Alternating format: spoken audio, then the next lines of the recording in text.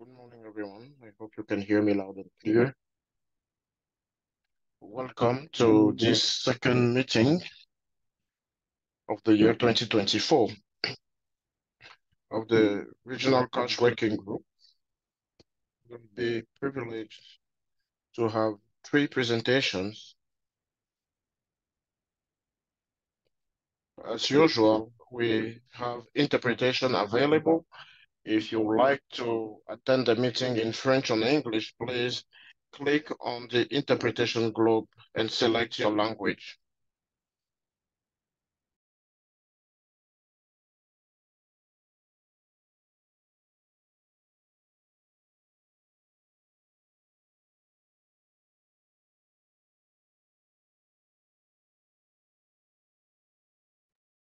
Next slide, please. So, as usual, the meeting will be recorded and put on the CALP Network website in the coming days.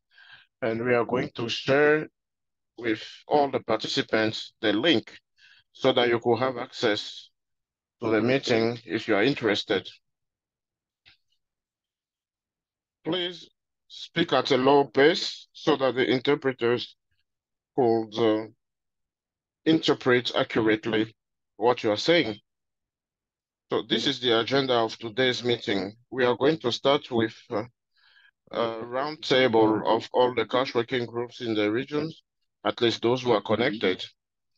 Then we will have two presentations on cash transfer in complex areas. The first one will be a presentation which will be done by NRC, and the second one will be done by Solidarity International. And finally, we will have a presentation on the validation of the annual work plan of the Regional Cash Working Group.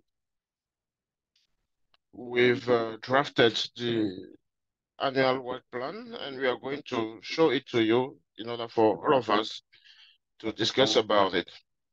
Later on, we'll have any other business. If you have some points to discuss, please do not hesitate to mention them in the chat box. Or if we are coming through to the end of the meeting, you can raise your hand and we will give you the floor if you have another thing to talk about.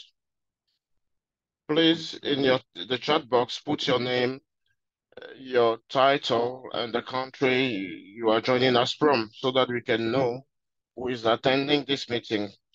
And for those of you who are making a presentation, please switch on your camera so that everybody could see you. We are going to start now with the round table.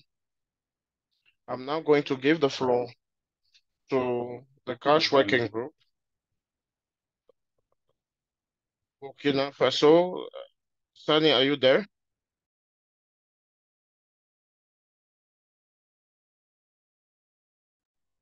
Good morning, everyone. Next time we have to do it other way around. We'll start with the last country in the alphabetic order. Good morning, everyone. My name is Sani. I am the cash working group lead with OCHA. As for the situation in Burkina Faso, it's the status quo with the cash transfer since the end of year 2023. But the advocacy work is still ongoing with the commitments in various sectors, including the sector of development, and also commitment from the donors so that we can discuss and got engaged with the government for possible alternatives to the current situation with notably the possibility of using the vouchers. But let's say that it's a hot topic which mobilizes everyone, all the access issues we have in Burkina Faso, and also the due to the reality we are facing, cash transfers will be fundamental to assist those who are affected by the crisis. The second element that I would like to share with you Burkina Faso, and which could be an opportunity for us, actors of cash transfer, is that at the beginning of February, the government took an administrative act which creates a new program of support to vulnerable households. And in that program, one of the major axes or one of the major intervention axis is cash transfer. So we believe that this will be an opportunity to leverage on in order to work more on the ongoing activities. But for now, it's not yet operational.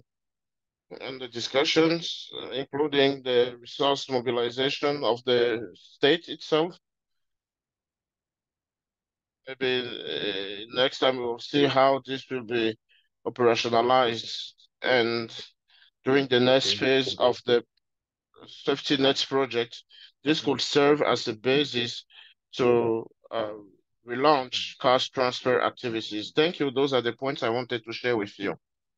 Thank you very much, Sani.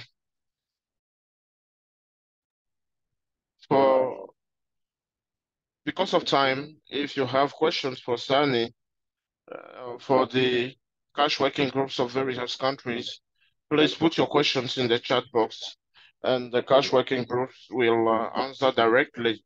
If they see that there is an important question, if you have time, we could address them by giving you the floor and also allowing the cash working groups to respond. Thank you very much. We are now going to move to Cameroon. Dr. Alinia Aliusio Jerry, are you there? Are you online? Good morning, everyone. Good morning, Mirko. Sorry, I have an issue with my camera. In Cameroon, we I am the program associate, and we have WFP, which works also on the cash working group. The first information that I would like to share is that the cash working group in Cameroon has finalized the new model of consultation, and of course, OCHA worked on the programmatic note on the national level. And WFP was appointed as the co-chair, programmatic co-chair for the year 2024. Discussions are ongoing with subnational cash working groups in order to see how we can build on the achievements, the work that has been done with non-governmental organizations, be it international or local, and also safety nets program.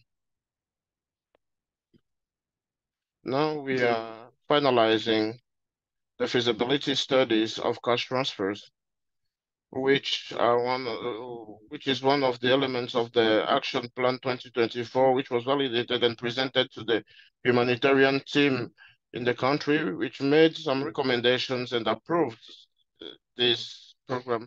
We are now thinking about its implementation, which will consist essentially in strengthening capacities and also use this as an advocacy and also find out the link between humanitarian transfer, cash transfers and social protection, and of course, technical support and technical discussions on the monitoring of transfers value. In Cameroon, there is an increase in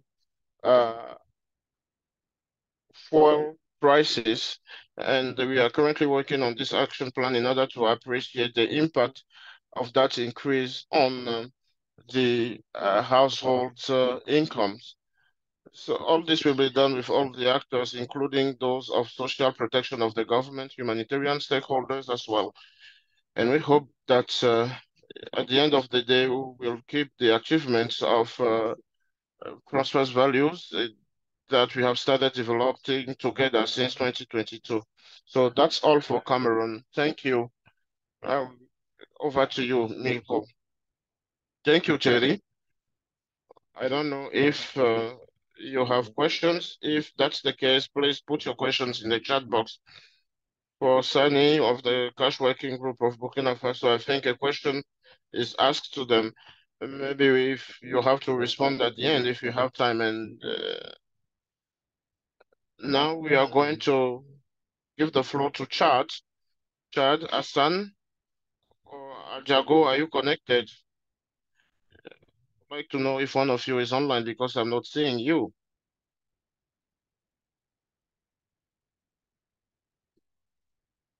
Thank you, Mirko, for this question. And thank you, William. I don't know when you were talking about timeline, what you mean by this. But currently, I'll say that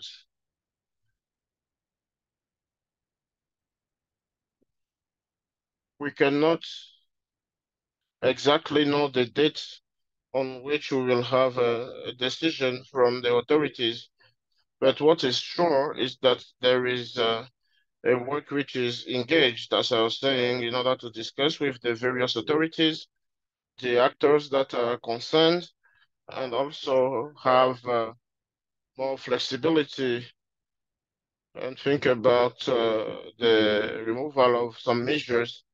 And if not, we will conduct discussions on how, in the areas where there is a strong security pressure, we could at least use or see the possibility of using the vouchers. So I don't know if you're talking about the timeline before a given activity, or I cannot give you a date with regards to that. So these are ongoing discussions, and we are continuing the monitoring of the situation. I would like to clarify this. Thank you very much for responding to my question, William. From the humanitarian office in Washington, I'm asking this question because I appreciate the difficulty related to the cash limitations that we are facing. I was in Burkina Faso last year to support Burkina Faso. I am closely monitoring the situation. However, I'm a bit afraid that we are on a decreasing pathway. I can understand the difficulty, but it's been some months now. I don't know, maybe in April last year. It's almost a year now. We don't have any solution, and it's important to have more clarity and set the limits in terms of time and say, well, we have till so and so month to negotiate, and later on have an idea of how to scale up, or like asking support from the donors and uh, involve the diplomatic issue as if like it was last time. We don't want something going down and avoid coming back in 6 months and saying there is no progress on this. Thank you. Thank you. With regards to engagement at the highest level, as you've mentioned, that's what I was saying. At this stage, in a more precise way, the discussion is more political, and that's the reason why, for example, all the dossiers pass through the humanitarian coordinators. As you came to Burkina, you know how the system works. And currently, the Germany is discussing with the political leaders in order to progress on this case. Unfortunately, we are in a situation which is difficult, and we cannot give you precisely a date. But on the other hand, the clear message we are sharing to all with all the actors is to focus on in-kind assistance and see what are the other alternatives in the current context. So that is the difficulty we have. Thank you very much, Stanley. In any other business, we can explain a bit more what is the situation at the regional and international level with regards to uh, cash transfer prohibitions. We will we have a case in Burkina Faso, but we will tell you what we are doing in other countries. There is another question in the chat box. If you want to address it, feel free. Otherwise, we move to another country, the Democratic Republic of Congo. Lindell, you have the floor. Thank you very much, Mirko. I would like to share my screen because I've prepared a small presentation for you to see what we have done.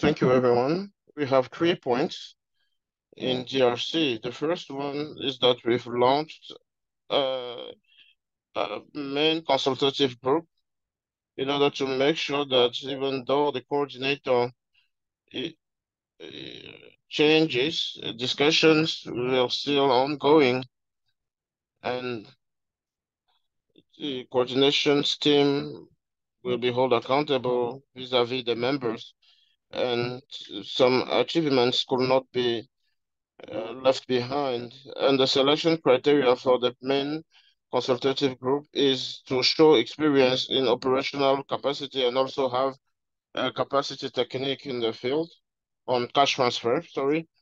We also have a senior advisory group, which is reassuring. We are going to start our meetings and we organize meetings 3 or 4 times a year in our group, senior advisory group. We have the WFP, but also national organizations. We have 3 of them. We have SAFER, which is one of the biggest consortiums, emergency consortiums using cash transfers. We have ex-EPED, which has a very localized presence in Congo, what is really interesting. We also have Give Directly, which has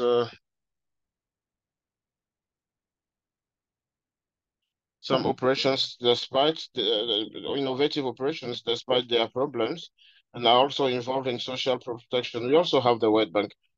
So we believe that having the World Bank in our senior advisory group will ensure a more technical discussion and also ensure discussions with regards to social registers which are in GRC, but also with regards to transfer values, etc. So that's the first thing. Secondly, we have engagement with the central bank. I made a mistake on the next slide, sorry. We have 2 major problems in GRC. The first one is that we don't have any important commitment with regards to the monitoring of the market. And we, especially for education, health sectors, we don't have data. We would like to discuss about it with the central bank in order to have access to their data with regards to inflation and being able to have access to granular data because they have it on a weekly basis. This will help us to triangulate this data. Secondly, we need to have discussion with central bank in order to have a map, a more detailed or comprehensive mapping of the financial services, and this will apply also to the mobile money. It will help us to identify liquidation points because DRC is a very big country and organizations tend to work with the matrix of financial services which don't have the genuine will or the capacities to be everywhere and to serve everybody. So we are going to discuss with the central bank. We also had discussions with the World Bank, and we are about to have a meeting with them and use OCHA support to ensure that commitment. The third thing is that we've launched some financial services providers, and we've received 26 answers of the survey, and 25 of them were valid. We've understood that financial services providers are not used, are not used neither for pre-funding nor for identification of the beneficiaries in terms of liquidity and cash transfer. As organizations are continuing using financial service providers, the traditional ones like banks and microcredit. Humanitarian organizations are not really profitable for these financial service providers. So they're saying we are not going to get involved in this. And we think that it will be more relevant in the DRC context to identify non-traditional financial service providers, look at development organizations, cooperatives, and the small traders for areas where we need cash transfer. So that's it. Thank you very much. Sorry for being a bit long. My slide is just mixed up. Sorry. Sorry for, and thank you for these three interesting points that you've mentioned. I don't know if you have questions for DRC Cash Working Group. Let me check in the room if there are questions. Please, you can also put those questions in the chat box.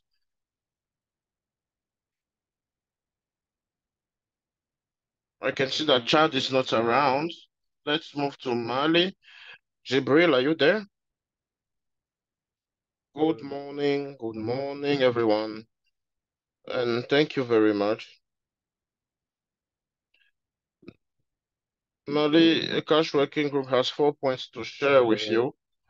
One of them is the collaboration that we've recently had with the protection sector cluster after the development of the guidelines for interventions in terms of cash in Mali. It was necessary to see with the protection cluster how we will develop a guideline of 5 to 6 pages and how to mainstream these modalities in the response functions, taking into consideration the Mali context. It is based on that we've initiated a task force on cash and protection with various stakeholders, PSCA, specialists in protection, and this triggered the development of a guideline which will soon be operational in Mali. So that's the first point for us. Moreover, one of the key points that we want to share with you is the recent collaboration that we've initiated with the Social Protection 1K group in Mali. As you know, there is a group of social protection in Mali which works with the ministry, WFP, the World Bank, under the leadership of the National Directorate of Social Protection and Solidarity-Based Economy. So, based on the national strategy of the Cash Working Group, which was approved in December 2023, we had to make the link between the humanitarian cash transfer and social protection. So we've initiated a collaboration with that group of social protection in order to see how we could integrate or mainstream or make the link between social protection and cash, and also see how to mobilize the resources in order to recruit consultants who will help us in Mali to create that nexus. Without further ado, let me add that recently we've organized the elections of the programmatic pool in Mali. After the end of the transition period in Mali, this also triggered the election of the programmatic pool, which is IRC. And in the coming days, International Red Cross will ensure programmatic leadership in Mali. Finally, we are also working with the Malian government on the development of a social protection scheme. The procedure is ongoing with the group of consultants, which is already conducting some studies. And with regards to that, we are try to work in order to develop these activities. Sorry, please. One last point. we have the report, the annual report of the cash working group, which is developed and which will be put online, I think today or tomorrow. And it shows the situation of people in Mali during the year 2023. And this will, will be published today. Thank you. Thank you, Jibril. If you have questions, please ask them in the chat box. Or if you want to say something, please let us know. Let's move to Niger Cash Working Group. Fadim O'Connelly, are you there?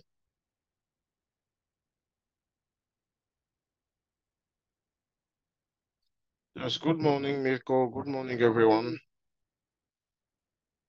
My name is Fatima Sumanitwa from Ocha, Niger, and we are the lead of the cash working group.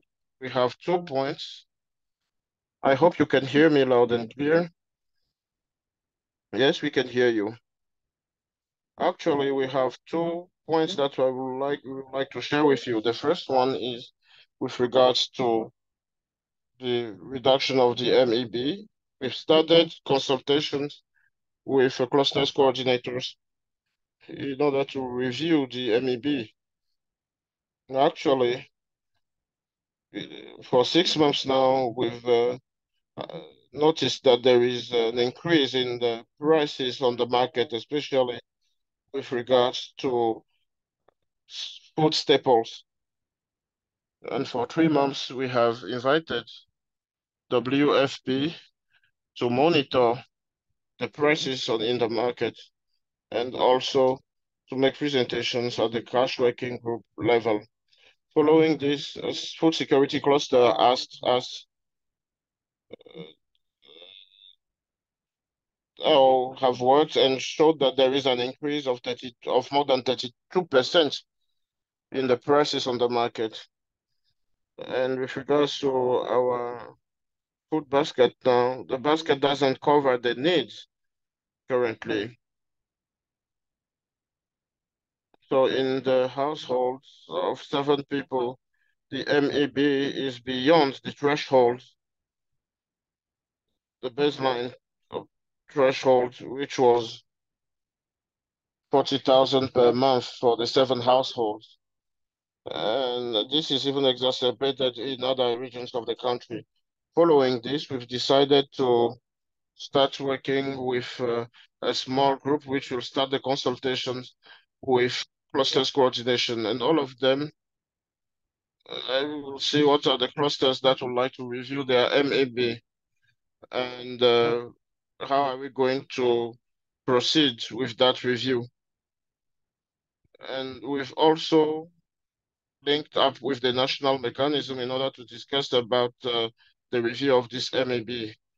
The mechanism of the cash is also there, and the government part is in the group with us working on this.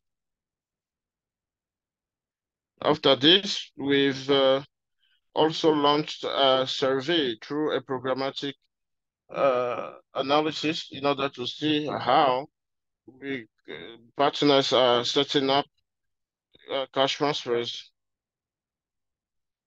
So through the existing transfer mechanisms, transfer values that are used, and how do they target people, and are government officials involved in the targeting, and how are they associated in the targeting? Are there any complaints or grievance mechanism? Or how is the monitoring conducted with regards to the implementation? So we've decided to do this work because most of the time we are called upon by the government, and when we organize missions in the field or in the regions, they say that they are not associated in the implementation of the cash transfers. And the complaint is all mostly regarding the targeting. They said that they don't know how we work on the targeting, and some partners are coming just to talk about the interventions without associating the authorities. And with the current situation, there is that recommendation of seeing how to work and involve the authorities at the local level.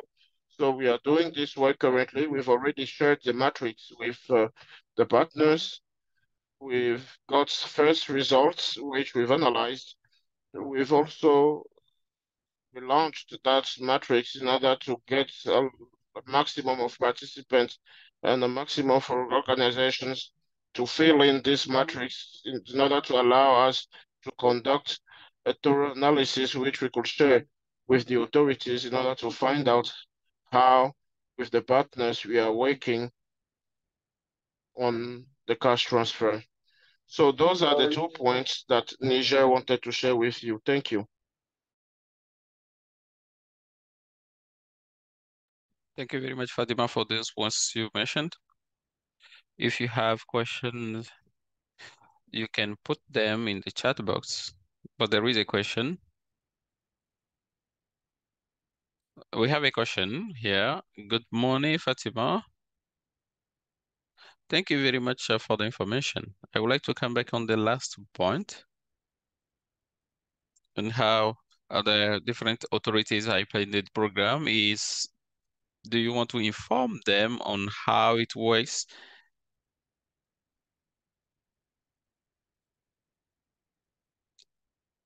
What happened is related to access. Many partners, we have problems accessing some amounts, especially administrative problems. Authorities do not allow us to reach some areas, and they are also asking us at the same time in even some missions we need to go there with a civil servant. When it comes to targeting, we are trying our best to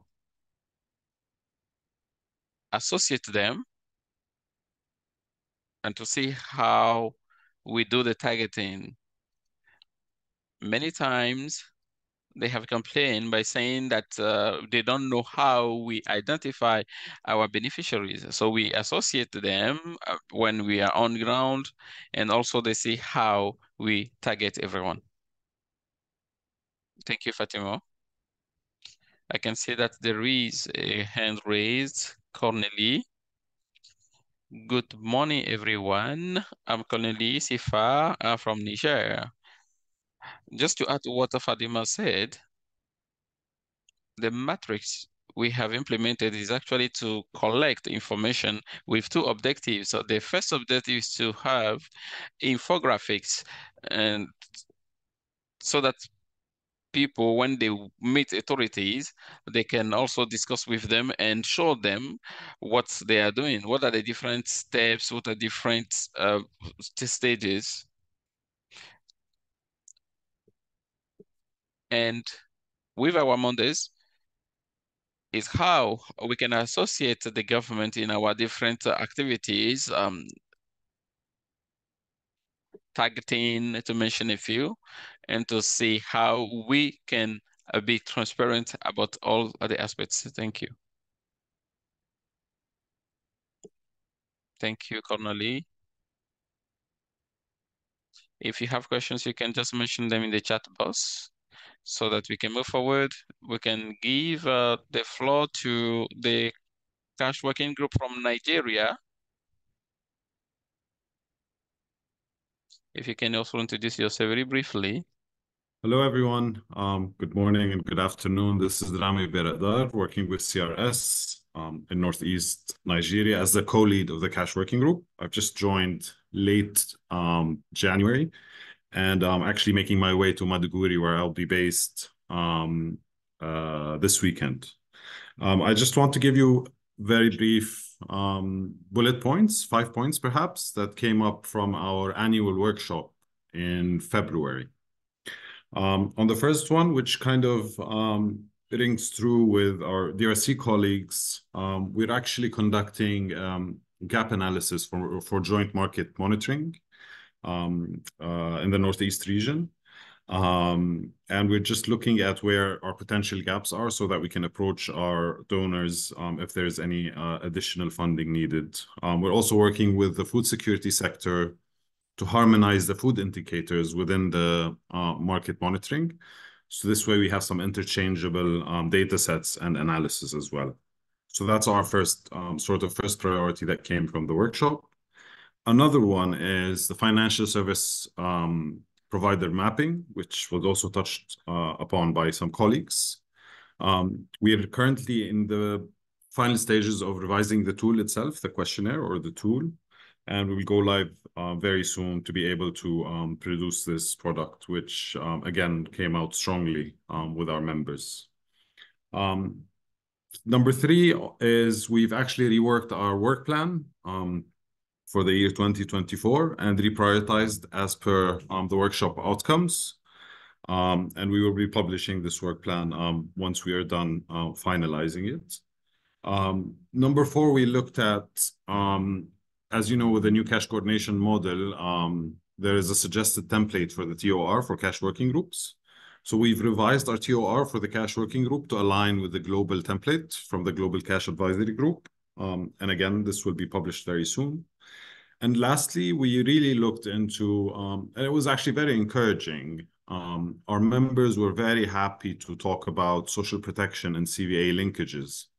And in Nigeria, we're lucky because we have what we call the NCVA policy, which is a national cash and voucher assistance policy by the government.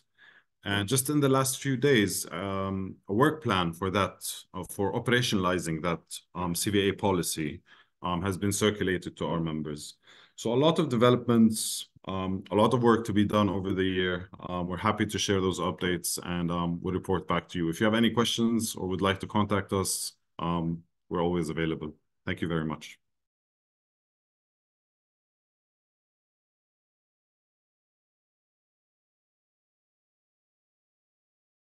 Thank you very much, Remy, for the points that you've made. And don't forget, if you have some questions, don't forget to put them in the chat box so that you can answer the questions. We can very quickly give the floor to all the left 3 countries. Is there someone who would like to make responses for the DRC? Can I call it in my name? I'm from the PAM working group. We have 2 points on the agenda. The first point, which is the framework, the minimum that we have to send to the clusters. In the first participation that we had an studies and we said that we should work on the med. We have worked on the planning on the different stages. We have also discussed with the different clusters to have the minimum basket that was conducted till late February, and we've reached, which is supporting us, who is supporting us. We will have a discussion between REACH, WFPO, and another organization, and we are trying to put in place the different steps to put in place the MED. The objective is, first of all, to have all the MEDs, which are linked to the all clusters. And once we will have that, we will try to see the value of the different cash transfers and which is located to different clusters. And what we said is we will try our best to also include CASES and ENSA. They are statistics institutes of our country. And we have also mentioned that the MED has 2 components, the food component and the non-food component. And we have also to take into consideration during this exercise the needs. We shouldn't the needs, and we shouldn't go beyond the minimal wage paid in the country. We have to take into considerations all different aspects. The working group that has been set to discuss about MED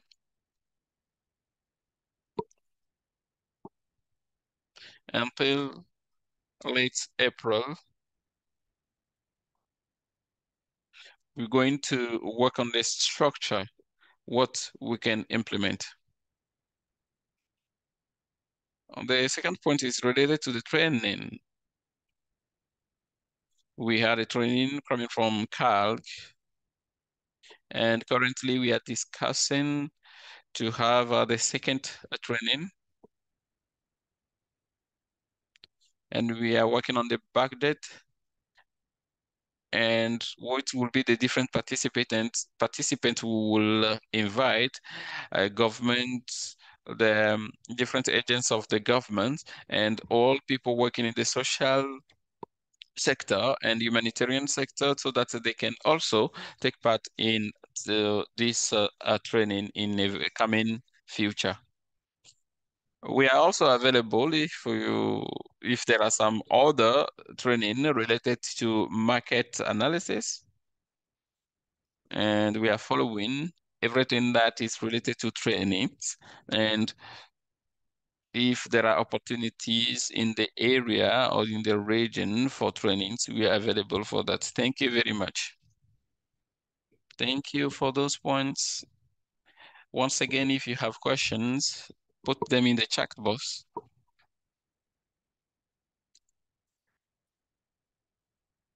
The last country, Chad. Hassan, very briefly, if you can introduce the points. Good morning, Mirko. Good morning, everyone. For Chad, we are going to kick off with the situation in the East region. We have the inflow of refugees from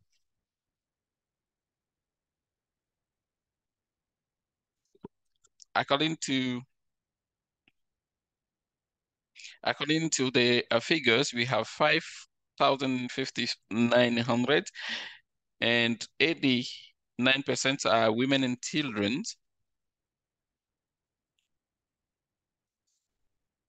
We also for the repatriated people is accounts for 94%. This is the last update of the situation in the East region. We are monitoring the situation. Now, when it comes to the second activities, we are trying to compile the dashboard of what we did in 2023. We are going to complete it, the dashboard, by the end of this month.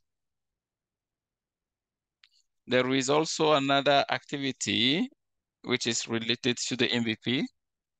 We want to review it with a deadline, which will be at the end of this month of March. The last point is the elections. The facilitators, we had 4 candidates: Concern, ERC,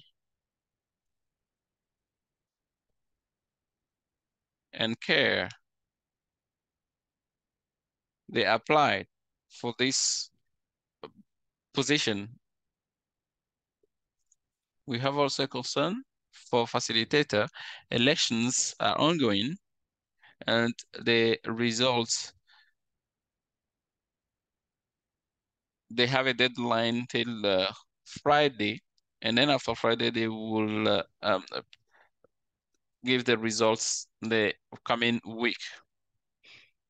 Thank you very much, Hassan. Once again, if you have questions, don't forget to put them in the chat box. Let me check if Togo is around. I don't know if Togo is connected. I can't see him. So we're going to try to contact him for the next meeting. And also Côte d'Ivoire will maybe present some points, introduce some points. If you still have questions, don't forget to put them in the chat box. I will give the floor to my colleague. Thank you very much. We're going to move on to the presentations that we have for today.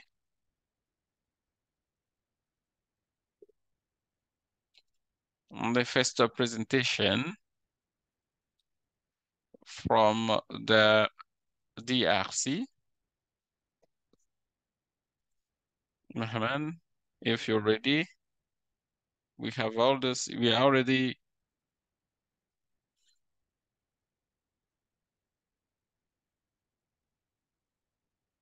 showing the presentation. Good morning, everyone. Once again, thank you very much for giving us the floor so that we can introduce a bit the lesson that we are capitalizing around cash transfers, which is in link with community projects that we have implemented in very remote areas. Yabo, I don't want to comment images, but we are trying to answer the questions. First of all, we have to put it into context. In DRC, first of all, what is with all the things that is going on, with the crisis that we have in the East region, we have very violent conflicts now with some periods of no problem. We have this strip in the East region with all the tools that we have used for evaluation. We have some provinces which are classified in a literary. We have Dugu, where we have an open conflict between two communities, where we have the three problems: logistical access, physical access, and a security-related aspects. As you know, in North Kivu, you know it, you know the problem. We, in this context, we've tried to have a project around a fund that we called ICIP. We want actually to have a community projects. There are micro projects that community are implementing after a process of mediation. And they can also draw action plans which are validated by the same communities. What happened around the project, after the different mediation that we had, we experienced two approaches related to the context. That's why I would like to explain between the Nord Kivitz and Lituri. To select the different projects, first of all, we have our awareness raising at the community level to identify the different conflicts and to try to find an answer to the conflict, a preventive answer to the conflict, and then have a discussion with local authorities. Try to see what are the different conflicts that we can prevent and through the community projects. We have two or more communities that are in tension or in conflict. This is what you have to understand in the logic. And then after we have other consultations to identify the needs and try to have a steering committee. And then after that, the committee, after the support of the different staff, there are different position and the different job descriptions that we have to explain. That will also try to fill the protocol for the development of the project. We have the validation workshop at the level of the community and at the level of the at our level, and we'll have a document which will help us to enroll the project. And cash is one aspect of implementation of it.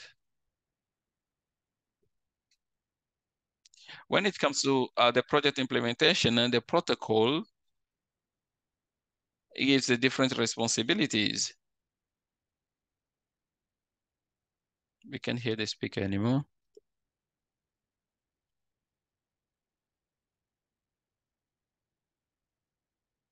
We lost the speaker.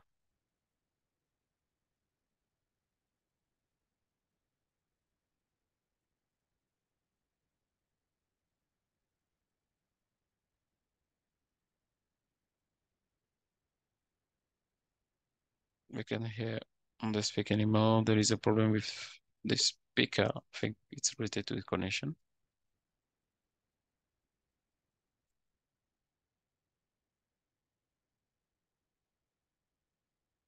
We lost him.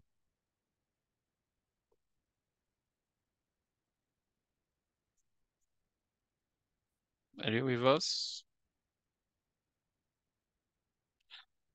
I'm really sorry, my connection is not great, so I'm just going to cut the video and continue.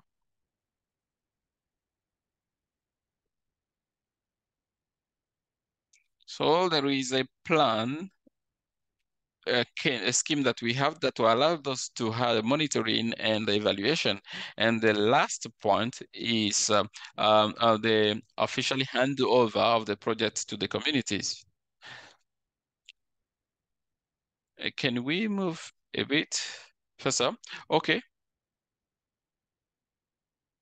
Just some examples of the projects that we have conducted. We have construction and renovations, healthcare centers, classrooms, wash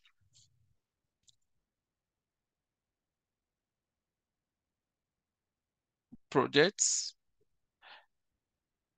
We had what are the certain villages in which everything has been wiped out. We had also the shelter of uprooted families. Cash has been used for that. We have also some markets. And as you know, market is also a space in which people can meet, especially in conflict areas. Well, this is just a picture of a classroom. There is something that I would like to say by saying that by using cash for activities, we had a lot of economies. Just let's look at these classrooms the 6 classrooms that we built. Is around 4,000 and 4,500. But we have noticed that with cash, by doing the cash to the communities, we reduce very significantly the amount which has been used for the classrooms. This project that was conducted was a successful project in the territory of Jamhai, in the province of Lituri. It costs around $15,000, but if we have to look at it per class, we have used $2,500, and we used cash to go around the projects which the conflict has created. It's the same thing also for this project. Is a project of 7 kilometers with four bridges. IMO was the crowdfunding aspects of the communities, and we had 7 kilometers which allowed us to connect two villages. They had around 7,000 households.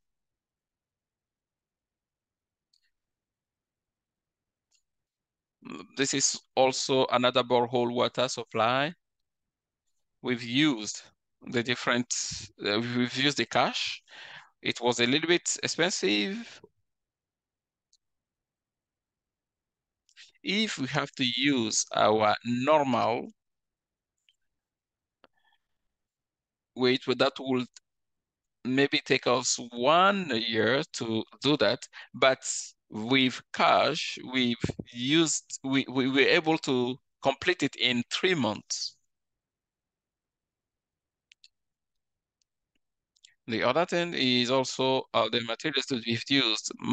The community buy it very cheaply compared to organizations. I was talking about the market. We have markets that we have supported at Maagi. We have at least 2 shells.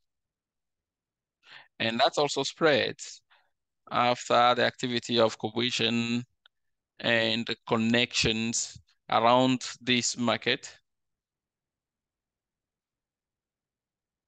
Now, the different challenges that we encountered. First of all, the diversity of the different procedures. If we have to use the procedure which is conformed to a different organization, we'll notice that the process can also lengthen. The process with the communities, they had their own process, but they were not able to associate us because if they associated, that will be very long. There is another issue which is related to the management of the cash. We were in communities in which this is the first time for them to have those kinds of activities of constructions or community activities with those costs, with those amounts that we give to them.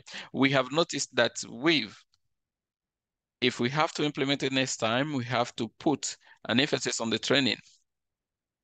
There is also the question related to the multiplicity of communities. We have different instances in the community, and the problem was how to have a person that represents a different interest. We have different groups, how we have to integrate them and to let them know that they are also stakeholders and to respond to the questions related to inclusion. One thing that we are exploring is how we have to put it into context and give a legal existence form to those initiatives, not only when it comes to cash transfers, but how we can develop banking transfers with at least 3 representatives, and how we can also monitor all this and we won't be facing any problem of investment or any other things. Now, in terms of benefits, when we look at the response, which is a local response that helps us to go around some constraints. I talked about the access constraints, and which can also be related to security. Communities which are in the area, they can also have a supply, which is very close to them.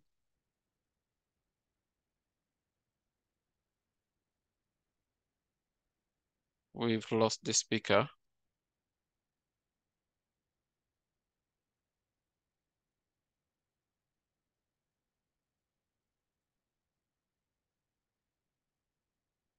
We still have some problems.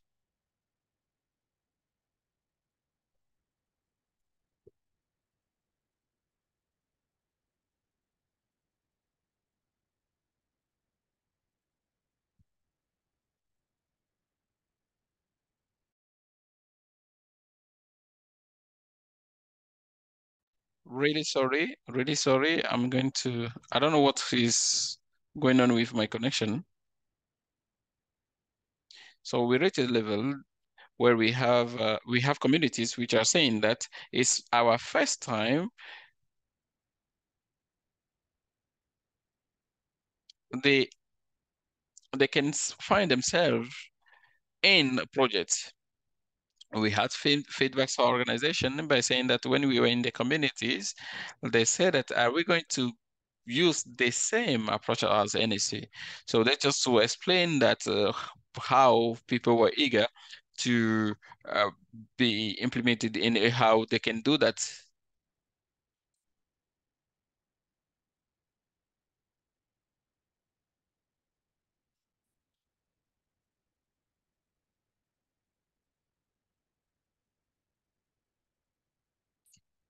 I think we still have connection issues with him.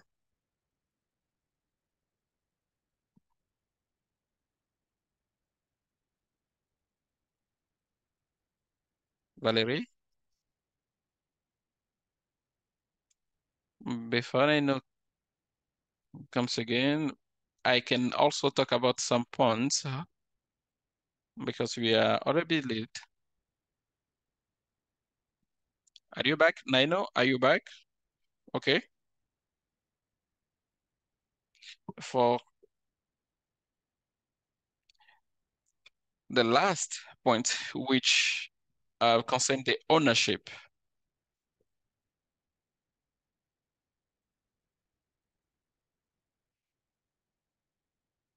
Another lesson learned.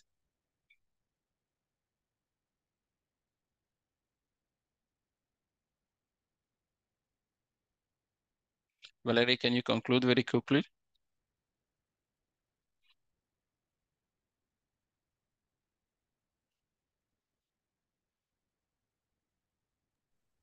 I'm a bit lost. If we still have some time, we can go back to the previous slide where some key interesting points were highlighted. We've seen that with regards to the choice of cash transfer in response, we have a kind of double modality, that is local response and cash transfer. What we have seen is that NRC could not have access to the site. I think my laptop has an issue.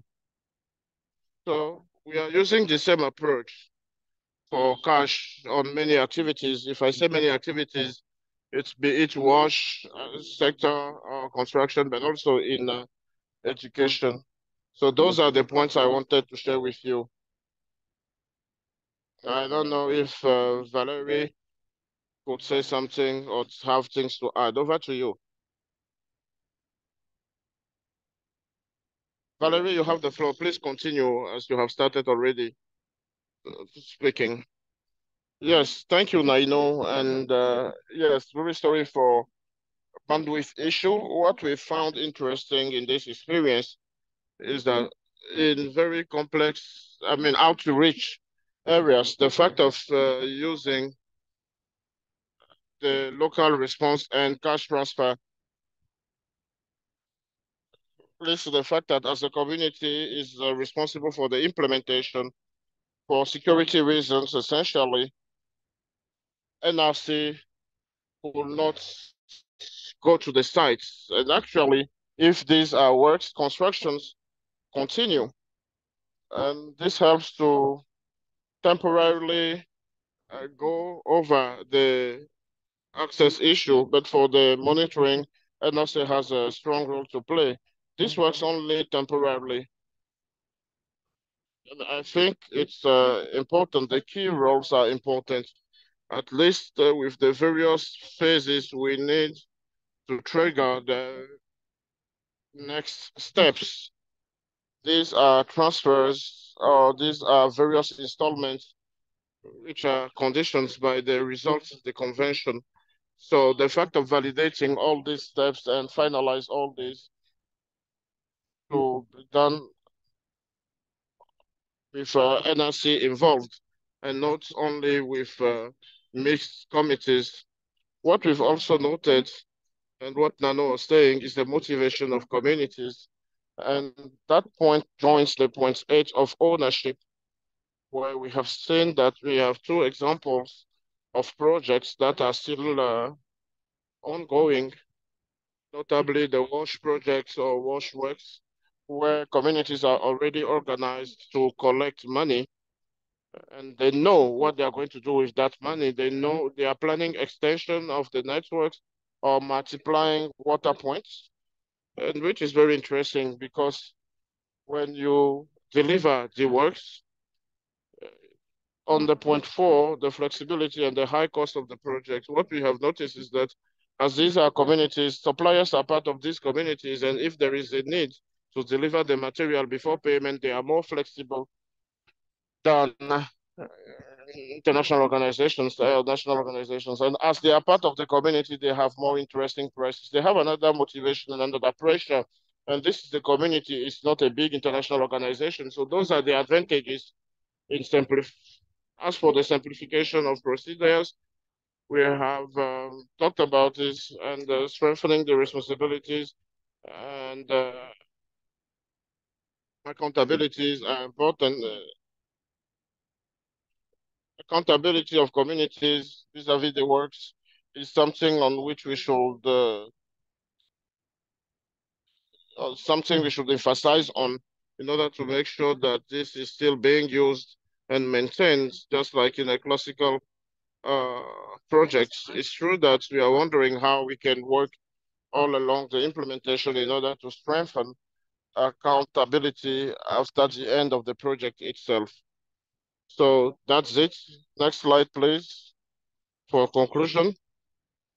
So the first part was on more on community projects and local response. Sorry, it's a presentation on two topics. Sorry, and there is a change in the roles, and it's interesting because it strengthens the technical role and technical expertise in the design or elaboration of the project and the monitoring, and we spend less time on logistical issues essentially, and also the role of facilitator in the consultations is that we are just guiding the communities and we allow the communities to take the lead and we are just guiding them on the project.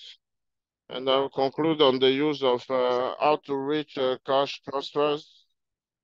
And like we have said, this is the cash and local transfers and context, which takes into account security context and the logistical context. Thank you very much. All good, Cedric? I think we are okay with the time. Thank you. Thank you, Valerie.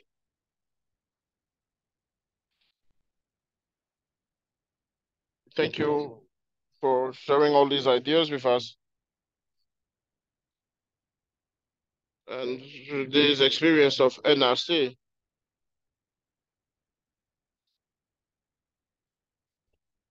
Which highlights the priorities that NRC have in the cash transfer. And this is an experience that has just been presented to us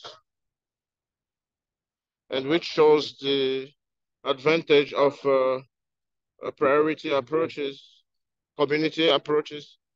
And we have other aspects like awareness raising of the communities, time saving, valorization of local initiatives, etc. So it's a sort of taking position for NRC to have to give more responsibilities to the communities. And of course, we have some challenges in terms of purchase or procurement and various communities. So there is a need to handle all this. For those who would like to go through this initiative, we have to notice or highlight the lack of capacities, especially for some communities, which most of the time don't have a legal background.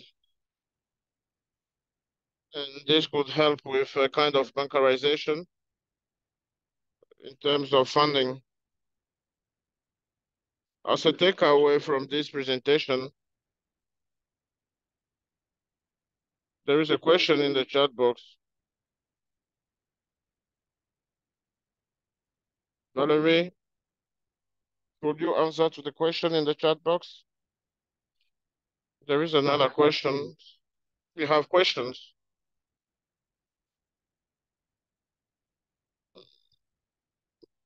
I'm not seeing any hand raised.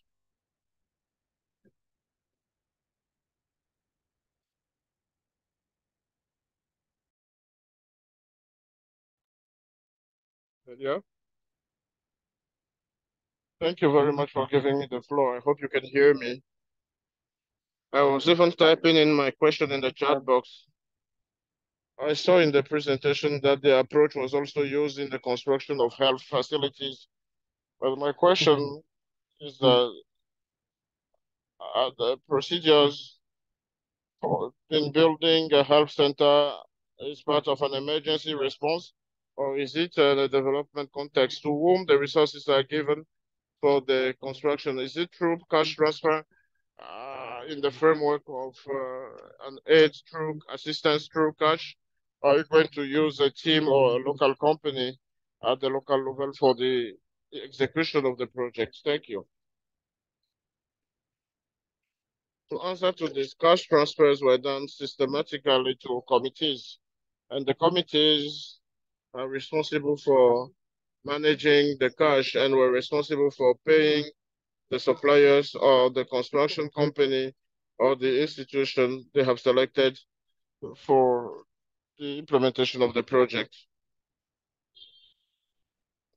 And to add on this, depending on the nature of the project, we have the representative of the government. For example, with regards to the health facilities, this is done with the representatives of the chief doctor of the area or the Ministry of Health. The same applies to school. So there are issues related to the standards which are handled by the specialists and authorities in charge of this issue. The same applies to engineering works and also to water point works, and our environment, including education.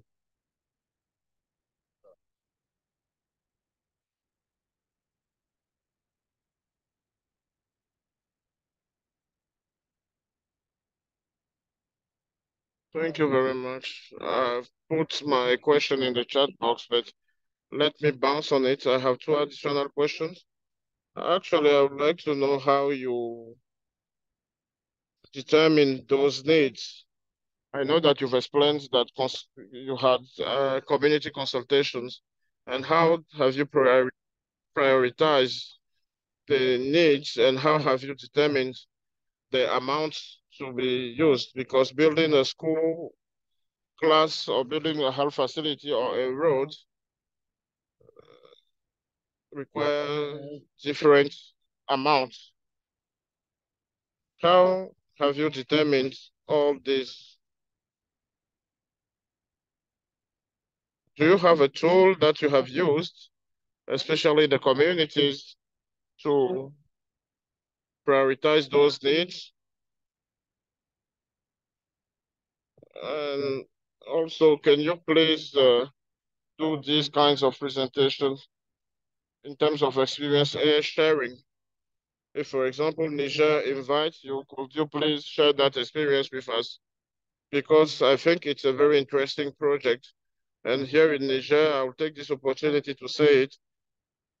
We are working on the flagship logic, and that is what we would like to do in terms of humanitarian actions. Thank you. Thank you, Madam Fatima. I can even come to Niger when I'll be on leave to support you. And now, to answer to your question, what we have done to identify those projects, we have what we call the action plan of the various communities, and we've reviewed and updated these action plans. In the mediation process, the action plans have their budgets, and many community projects are inside the action plan. And the revised version is the one presented to the steering committee, which encompasses all the stakeholders. And at that moment, we try to list the projects. For example, they could propose projects that they would like to conduct.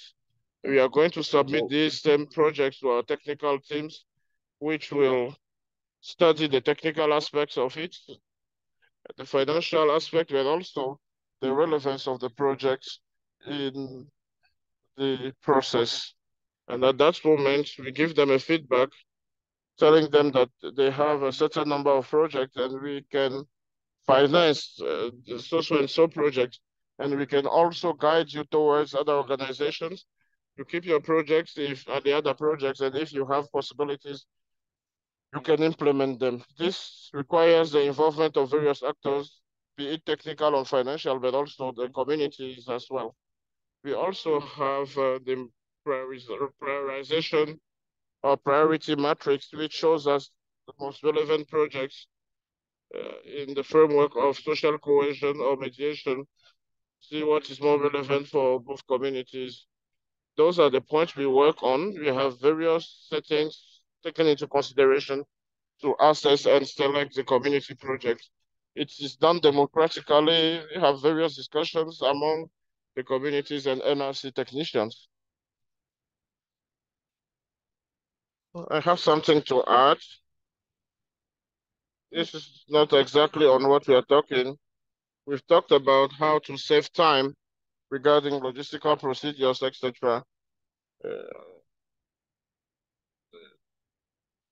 However, on doing the preparations, this require more time because it requires a lot of work and time to gather all the stakeholders so that we can have a very inclusive process. We need everyone. I mean, we need this to be done properly. It's interesting, but it requires more time and resources. We should not neglect this in this kind of project. Thank you very much, Valerie. Because of time, we'll move to the next presentation. But I'm seeing in the chat box some questions. I'll try to answer to those questions in the chat box when we move forward. Thank you so much to NRC team for your presentation. So Sophie, let's move on. Let's move to the next presentation. This is the presentation from Solidarité International. Thank you very much, and thanks to the team for allowing us to introduce to you a project on cash transfer. Thank you for making room for it. The idea is to present a small project on cash transfer in Niger, even though Niger has difficulties. Teams were confronted with difficulties because of the current situation. It's a project in Tilaberi region. So Solidarité International Niger conducted a mission in 2018. And today we have 3 operational bases in Dada, Talibangu, and Tai in the Tilaberi region.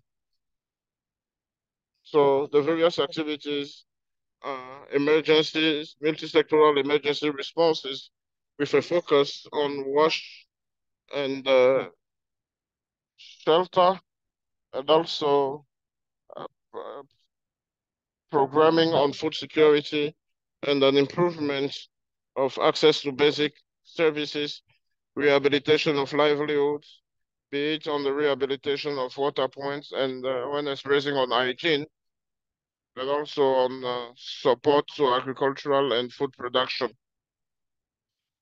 So that is a program of Solidarité. The project I would like to talk about is a project which was in the Gotei region in Niger. First, with the situation, as you can see yourself, since July 2023, the situation in Niger got exacerbated with economic sanctions from the international community and ECOWAS, which had an important impact on the lives of people, displaced people, and refugees in Niger.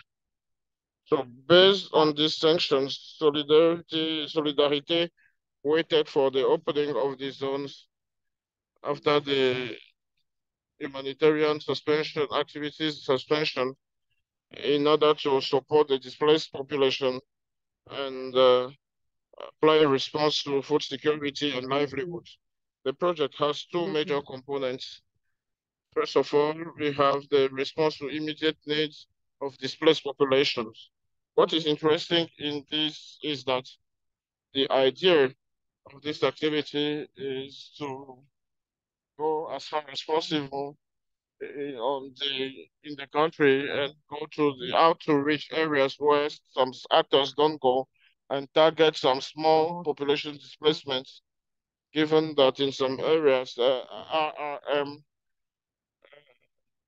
in Niger covers kind of displacements on a threshold of 50 households. We've noticed that there are small population displacements which are not in the scope of RRM, and this gives a response to immediate needs or basic needs through cash transfer, multiple use cash transfer. And we have three cycle of assistance and cover uh, various layers of the MEB, 70% of the MEB. So the idea here is to support also population, displaced population or local population, which is extremely vulnerable and in case of food insecurity. The idea is to couple an emergency response to a sustainable response with a support during the lean season and couple this with distribution of agricultural inputs, layout of vegetable gardens, and support. We need a more sustainable support for populations who have access to land. In addition to this activity, we need to involve support to income generating activities to people who don't have access to livelihoods in those areas. The interest in the project is to have these double activities, especially in the outreach areas and in complement with in complement to existing programs in the area. Next slide, please. The results of the first assistance showed that the most important use of cash transfer assistance was in food staples. And of course, I was saying there was a delay in the assistance. And it's not a surprise that food staples take most of the funds destined to the population. And, we also have the use of cash during the lean period. For the MPCA, around 560 people were targeted. And for the lean season period, we have 700 people plus 34 households for non-agricultural income generating activities. This is a flexible and dynamic project in its approach, which will target very remote populations. As for challenges and success in this program, of course, the fact of being in frontline areas leads to important security risks, and a monitoring of security situation should be conducted on a daily basis. Solidarité made tremendous effort in order to access these areas and keep that access alive despite suspension of activities and despite important security challenges. We have an important acceptation of the communities due to this double program and emergency program in terms of response and also in terms of support in the agricultural recovery and support to livelihood. This acceptation guarantees the access aspects in these areas and allows to have close monitoring with the community. In the achievements as well, we need to allow the populations to target those who may not be taken into account by RRM projects, but also social protection projects. So these are populations out of the scope of big alerts or warnings, but which require an assistance from Solidarité. As for the main challenges, as you know, the suspension of activities in Niger was a turning point in 2023. The year was really complicated, but Solidarité got prepared so that once the suspension was lifted, the recovery of activities became very dynamic.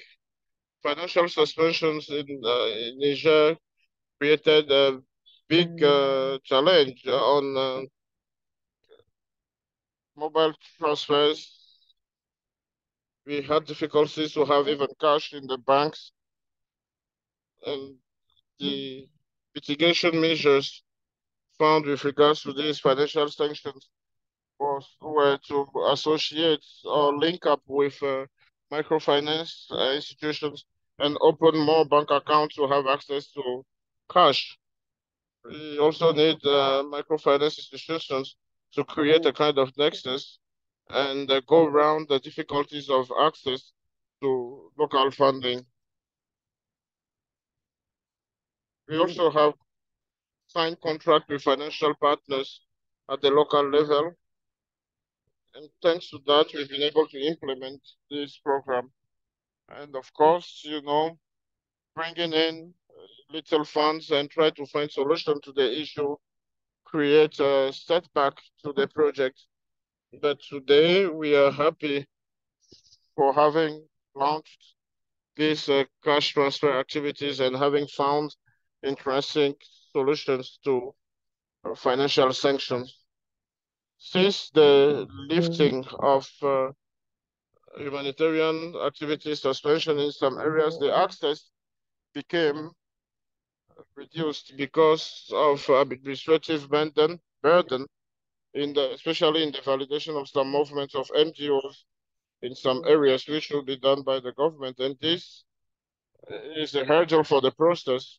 We need to have a flexible programming which is adapted to these difficulties, and this allows Solidarity to have continuous access in the areas. And finally, sorry for being so fast in the presentation, we have an advocacy, the decrease in the funding in Niger of the main donors creates very important bottlenecks in these areas. The situation and economic sanctions increase the needs in all the sectors of the population, and particularly in displaced population. So it's an advocacy message I would like to share so that the funding could come and cover the needs which are becoming important in Niger. So that is my presentation. The idea also is to say that this is a project at a small scale in some areas, which gives us flexibility and allow us to go far in the front line.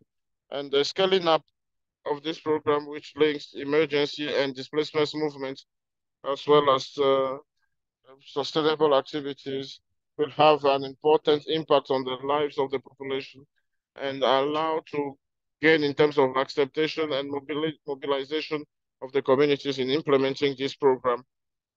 Thank you. Your questions are welcome as well as your comments. Thank you. Thank you very much for this presentation. I'm trying to summarize.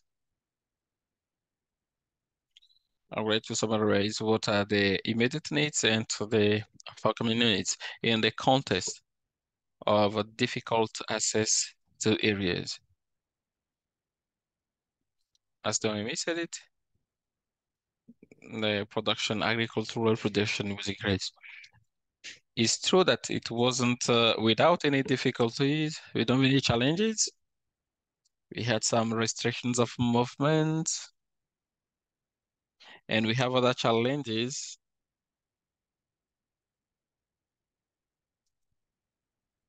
At the level of banks, the new administration, and also the decrease of funding. As far as sanctions are concerned, we had those sanctions, but we were able to wake a bit. If you have questions for Noemi, you can just put the questions in the chat box so that we can answer the questions on the due time. Thank you very much. Do you have questions or online? Do you have questions in the room there or online?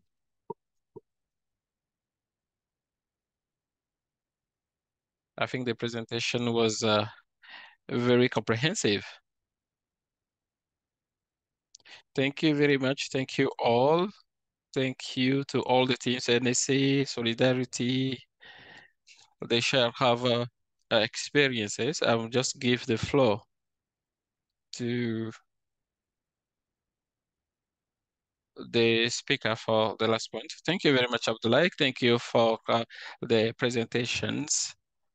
If you have questions, don't hesitate to put them in the chat box and we can answer the questions. So we're going to move to the last point, the presentation and the validation of the annual plan of the working group, the regional working group. Let me pull up the document and share it with you.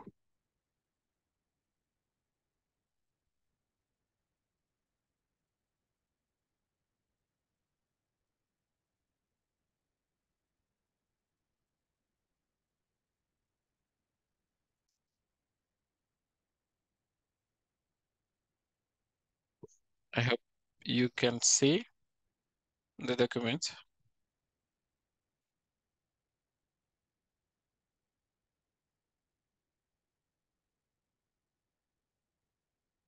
This is the draft of it. And we had also a discussion. We have a consultative group at the regional level. We are going to present it to you next time. The first activity is the normal meeting that we have. We will have it only every 2 months.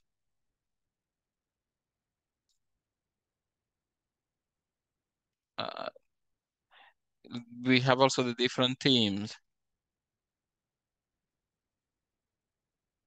We're also going to propose to you some presentations. Cash transfer.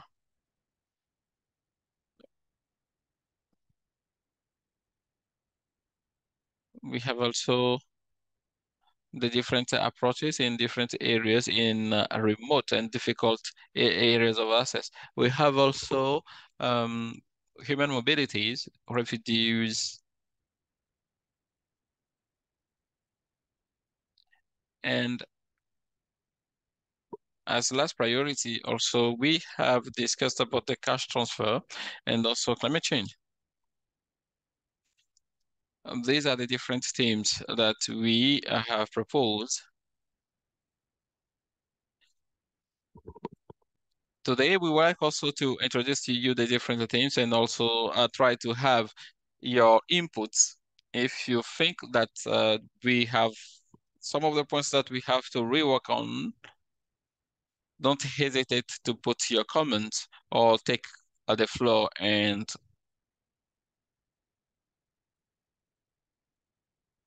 also bring your inputs. A second activity, we have also the organization of a regional working group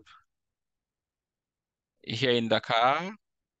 in 2 or 3 days with all the leads and co-leads.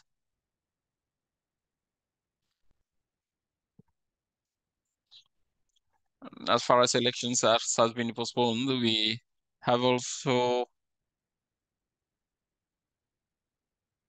to postpone the different dates.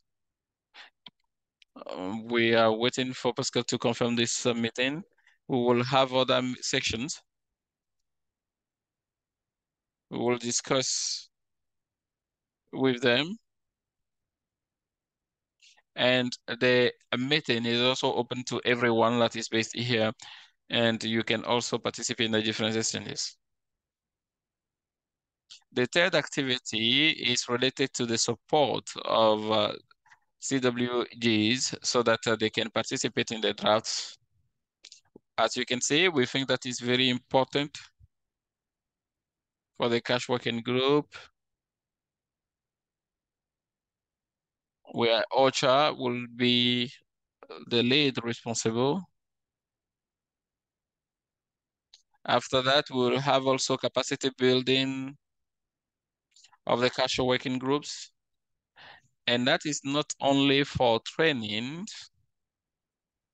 We are trying to support also different countries, financially or technically.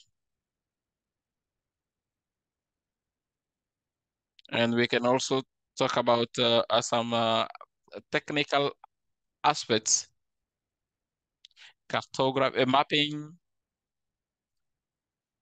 etc., etc. Is an activity which will be for the whole year. Is an ad hoc support, and we are trying to structure it better. We are also discussing with a cash working group of Togo and Benin. We do not have already a group in Benin, but we hope under the leadership of FARM to have one there. We are discussing with them to see how we can train. We can have a training session for 1 week. Humanitarian staff and other staff so that they can be prepared for the change.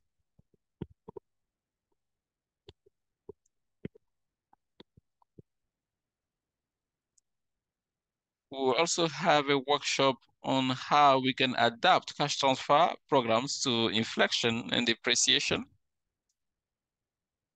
As you know, last year we had a consultant which released a report for the region, Burkina Faso, Nigeria, how to adapt cash transfers to the legislation. This year we'll have a workshop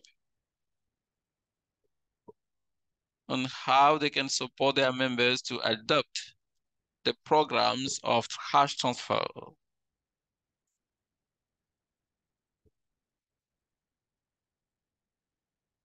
After that, we will have also a support of cash working group in planning activities and mobilizing resources. We've tried to have it last year, at the end of last year. And we would like to support so that they can also plan their own activities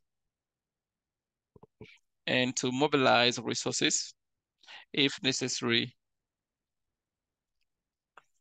Resources can be mobilized through the working groups and different members. Everyone has the possibility to support. And even we have donors which can also help us. We will also have another activity, which is a transversal activity at the regional level.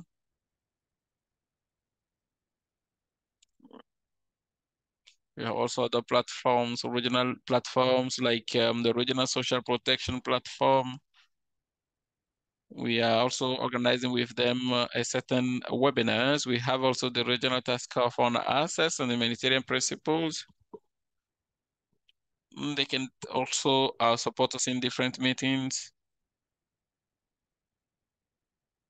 The different challenges and many aspects will be explored. We also have the mapping. We are trying to structure it so that we can launch the research on cash transfers in the region.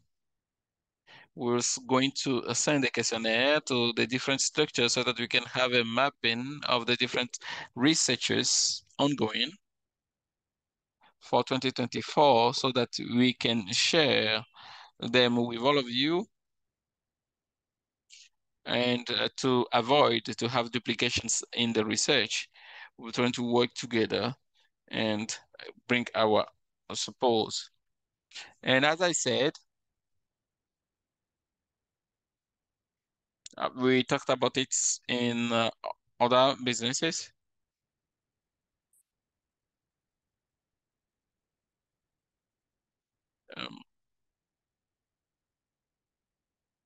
We have launched the mapping.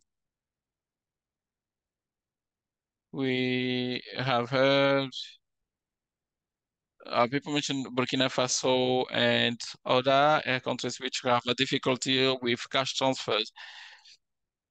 We know that the condition didn't improve in Burkina Faso for 1 year, and we have also the northern part of Togo. We said that we have to analyze all the conditions of our transfer and their risks. In some countries, we have a ban.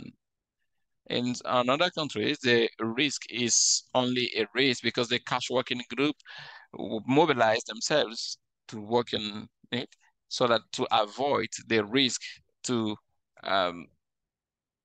increase. We've shared a Excel file with some actors and try to collect data concerning what are the different reasons, the different risks allocated to some regions. We have also tried to understand what are the different actions implemented.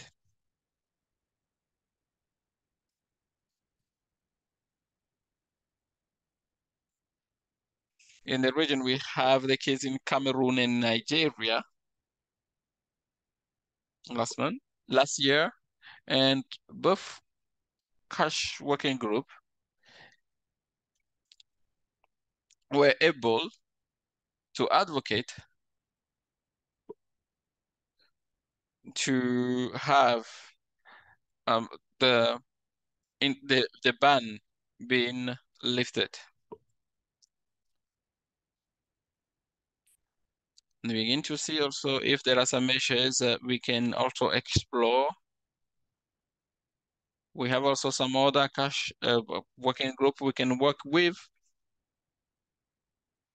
If there are restrictions, if there are some new regulations introduced by a government.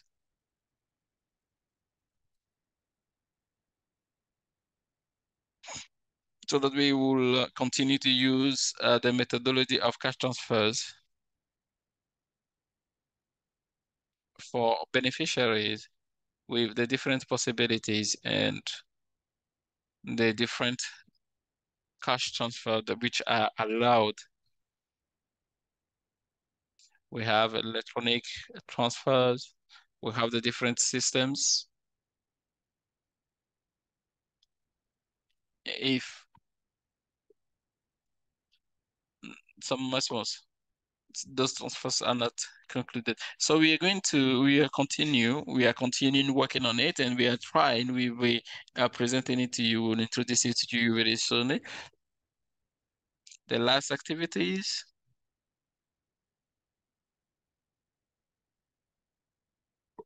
You have the annual survey that you have to send as we did last year. At the end of the year, we are going to do that also so that we can collect the perception of people. and ask you what are the priorities for the coming year. This year we are going to start a bit early so that we can have a presentation of what we have collected in the first quarter, in the first semester, quarter of the coming years.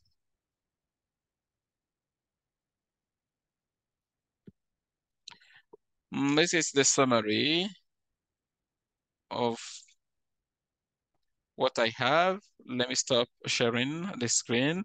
If you have some comments, some suggestions, don't hesitate to raise your hand so that we can discuss it and validate it together.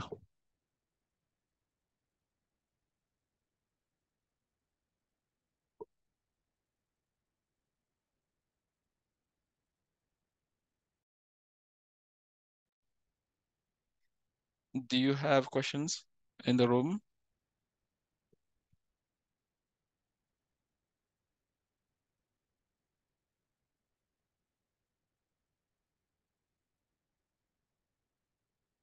Do you have questions or do you agree with the proposal? If there is no problem, if you can just give me a thumbs up so that I can know that, okay, the proposal is good and we can proceed.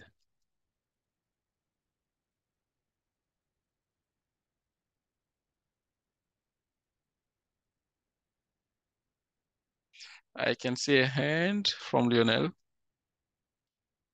Good morning, dear colleagues. Good morning, Mirko. I just want to come back on the action plan, which concerns how to avoid the different bans of the cash transfer in Burkina Faso and in Togo.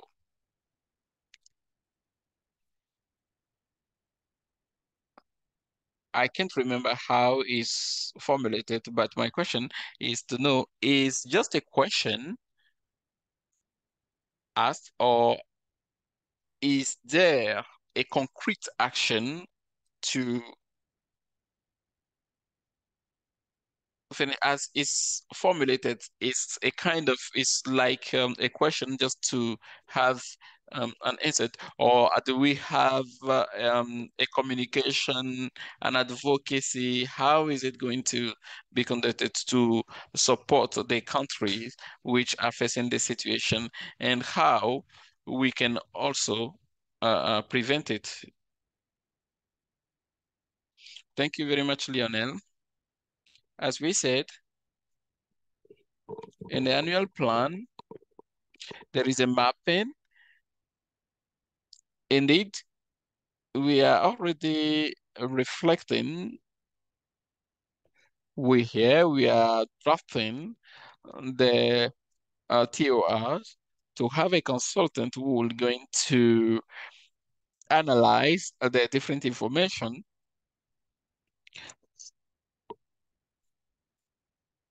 to also analyze data, a workshop with 1, 2, or 4 caching group. And then after we can have also recommendations, or the different recommendations of prevention or other bans in some regions or other countries. As you know, it's also related to the region. I hope that we will have, through the analysis, a report after the workshop with the cash working groups. If we have proposals or recommendations, a particular strategy that we should implement. Like we've heard in Niger, where they expressed the need to work with local communities. I hope that we will have recommendations that will help, which will help us and different organizations to find a solution to this problem, which is very complex.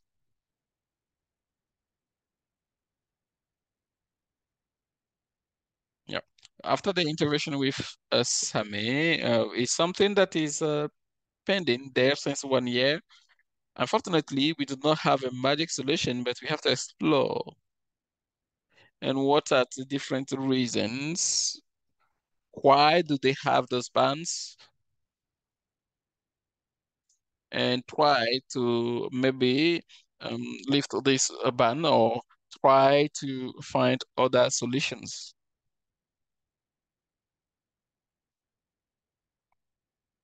Maybe in another meeting we can explore those points.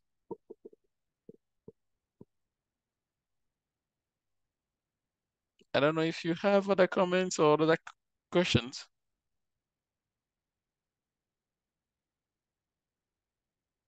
Maybe in the annual plans, we can specify them before talking about the MAPN. If there is no question, we can explore the any other business. I can't see any other business. If someone has A or B,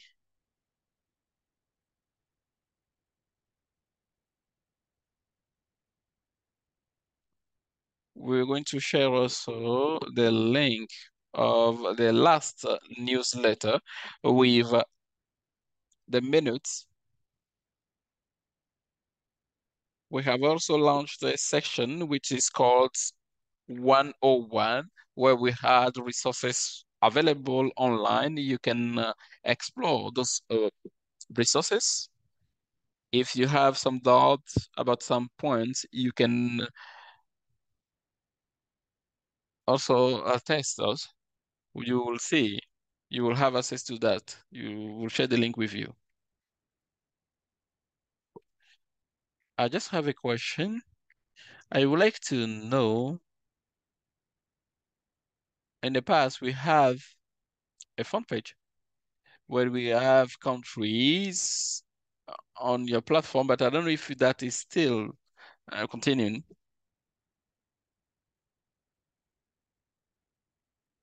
Thank you very much, Fatima.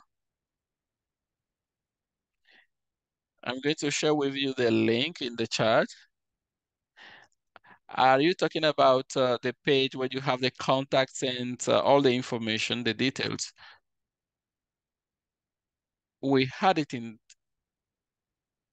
the past, and also the productions of every country, which was posted so that everyone can have access to it.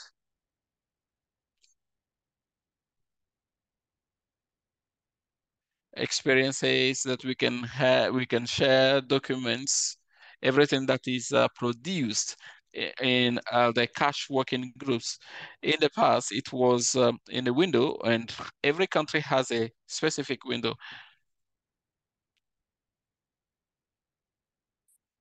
I know that there was a platform like that in the past.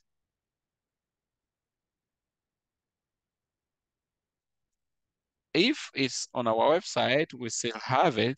We have a dedicated page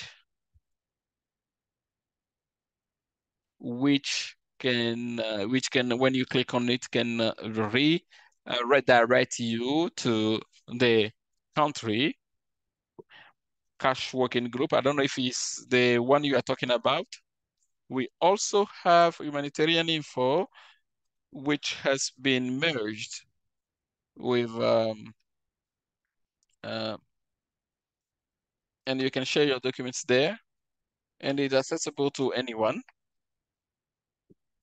For us, this page is available, and if there are some changes, we continue updating it.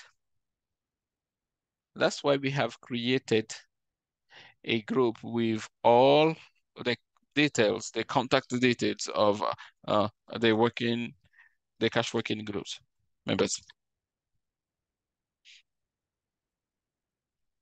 Thank you very much, Abdullah. We also have the regional page. We still update it with presentations, reports, which are very interesting at the regional level. If you also have resources, reports, or interesting things,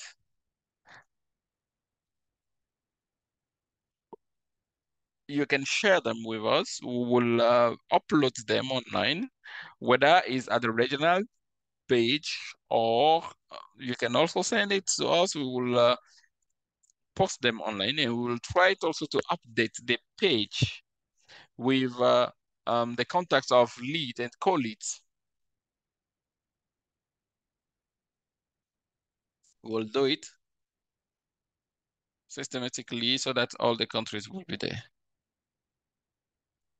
I also think that we have the possibility, a page in which you have information.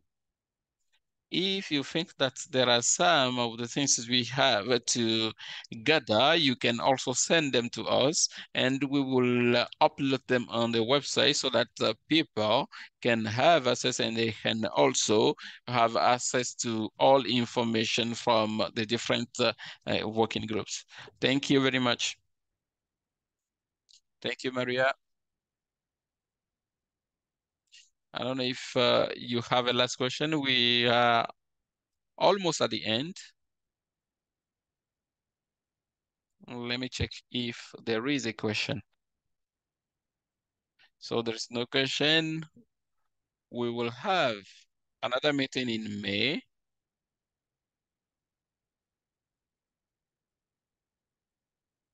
That will be the first week of May.